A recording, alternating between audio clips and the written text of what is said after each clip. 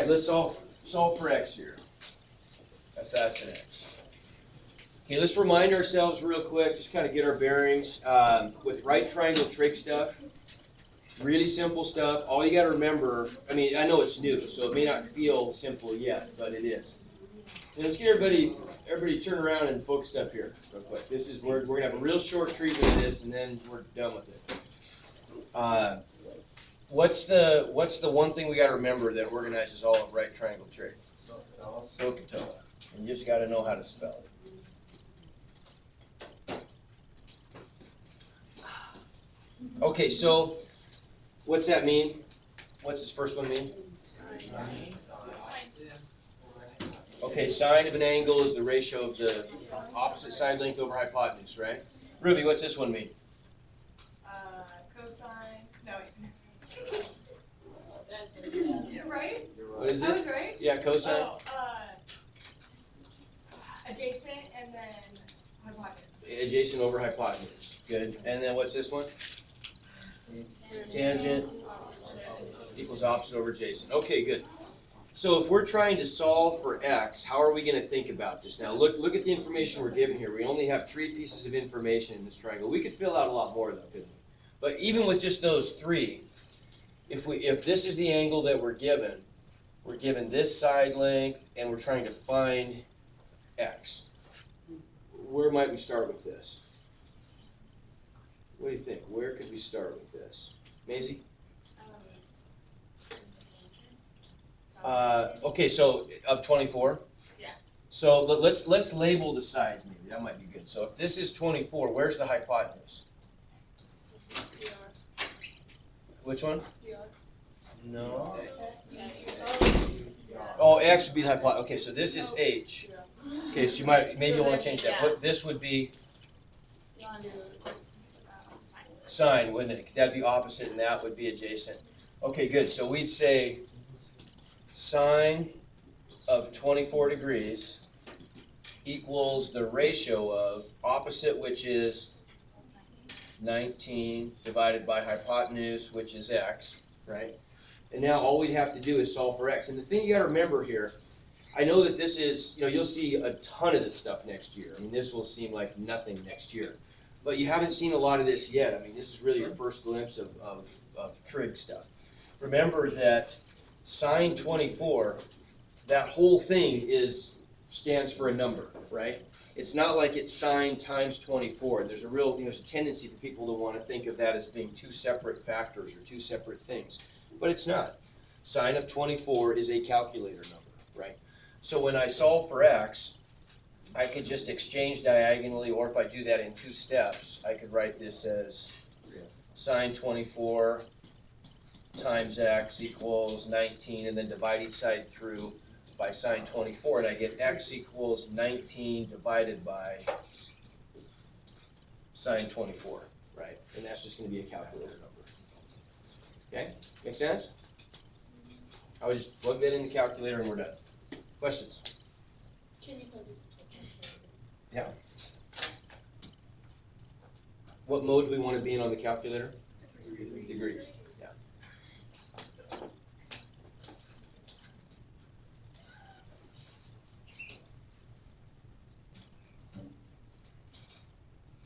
So we would just do 19 divided by, and then if I hit sine, it'll open up a set of parentheses because I have to feed something into the sign, right? Remember, you put the angle, you feed trig functions angles. So it look like that. Okay?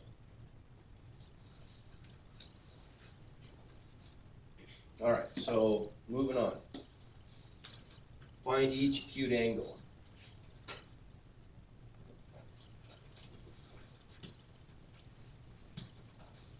Okay, everybody think about that for a second. How am I going to do that?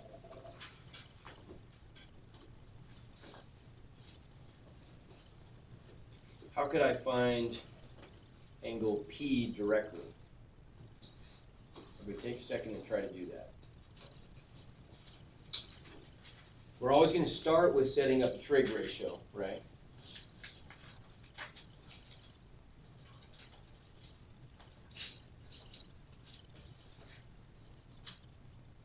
what's the trig ratio gonna be for angle P, given the sides that we know? Matthew? Cosine? Cosine, good. Okay, so we know we're gonna get, for angle P, the cosine of P is equal to the ratio of adjacent, right, which would be 8, over hypotenuse, which is 18, right? So how do I solve for P there? Remember, P is inside the cosine. How do I undo a cosine? Inverse cosine. Yeah, we'll take the inverse cosine of both sides. So I'll do inverse cosine of cosine P equals, and then inverse cosine cancels cosine, right? Just like square root cancels squared, right? Or 1/2 cancels 2 kind of thing, right? They're inverse operations. On the other side, I would just get, inverse cosine of 8/18. So my final answer would just look like P equals inverse cosine of 8/18, and that's just a calculator function again, right? Sometimes you'll see, by the way, this could also be written as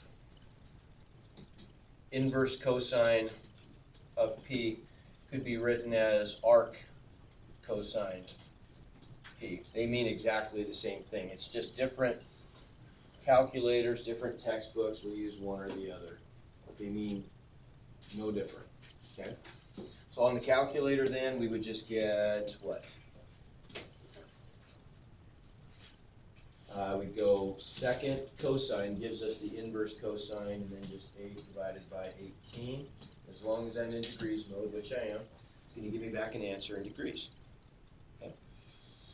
So how could I, so that's 63.6, something like that. How could I find the measure of angle Q?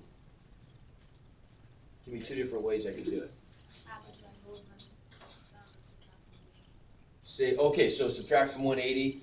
90 plus this. We know that if this is 90, then another way, same thing we could do slightly differently would be to say those two have to add to 90, right? They're complementary. So 90 minus that number right there would give me the other acute angle. Okay, how could I do it with trig? What would be the trig function I would use? Sine. So then angle Q would equal what? Arc sine of 8/18. Yeah, good. Okay, make sense? Okay.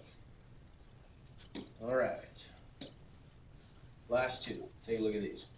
So, specifications for a laptop computer describe its screen as measuring 15.6. However, that's the diagonal. So, what if we wanted to find how wide the screen is horizontally to the nearest 1/10 of an inch? And we know that that's a 29-degree angle, let's say. Okay.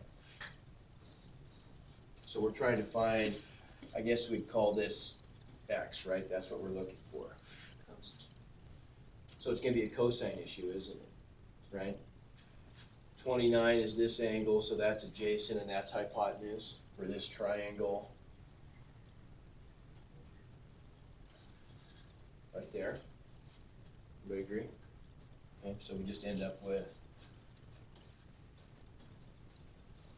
cosine 29 equals x over 15.6. So what do I do to solve for x? 15.6. Yeah, just multiply cosine 29, which is a calculator number, times 15.6. Good. How about this one here? We're trying to figure out how high the ceiling is at its highest point. So I guess we know that's 5.5, right? So that's 5.5. We just need to know what that is. So what are we going to use there? Sine? So sine of 22 equals x over 10.6, same kind of deal, right? Just multiply each side by 10.6 to find x, and then we can just add 5.5 to that. Right? No big deal? Okay. All right, here's where we're going to go. We're going to go to the lab, and I'm going to show you guys where you're going to go on your computers.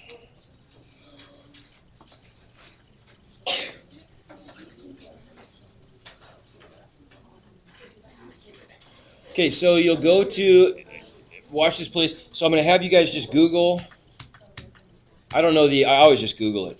Google Oaks portal. Well, it's not, unfortunately. So you're going to go Oaks portal and then you're going to go to students. Either you can go students here, or if you click Oaks portal, you just go students there. It doesn't make any difference. Then we're going to go practice tests. And then you just hit your guess, just sign in. You have to put in a grade level. Put in grade 11, even if you're in 10. Put in grade 11. Hit yes. And then we're going to go down to this one right here. We're going to go to the practice test, not the training test. We'll go to the practice test. We want the high school math computer adaptive test, so the CAT test. Okay. Click on that. And then just hit, all those things are set up for you. Just hit select, begin test, and then it'll pop up, and there you go. Okay? Sound like a plan? All right. That's an easy question. It is. Yes, it is.